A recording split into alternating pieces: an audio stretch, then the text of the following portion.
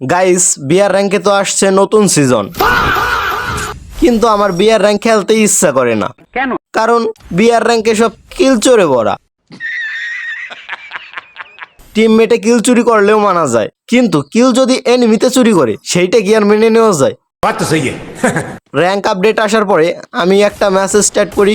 এখানে বিমাশিপে এসে প্রথমে জুম ইন জুম আউট দিয়া একটা প্লেয়ারকে ফিনিশ করি। নিচে একটা প্লেয়ার আছে, তারে জুম ইন জুম আউট করতে করতে ঠ্যাং ভেঙে দিয়েছি। তো তার পা নিজে নিজেই সুস্থ হয়ে যখন সে দাঁড়ায়, আমি তার আবারও ডাউন করি। এবার আমি কিলটা ফিনিশ করার খুব চেষ্টা করি, বাট যখন আমি জুম দিয়ে ফায়ার করি আমার এম নিয়ে যায় অন্য একটা প্লেয়ারের গায়ে, যেখানে কিনা সিএস র্যাঙ্কে উল্টা হয়। ডাউন হওয়া এনিমির উপর এম থাকে আর জেতা এনিমির গায়ে এম লাগে না। তো এরপরে আমি রাশ করি, গিয়ে দেখি প্লেয়ারটা আবারও রিভাইভ পেয়ে গেছে। একটা ওপি লেভেলের হেডশট দেই, গোলওয়াল ইউজ করার পরে দেখি আমার কিল চুরি হয়ে গেছে। এইটা কি কোনো কথা?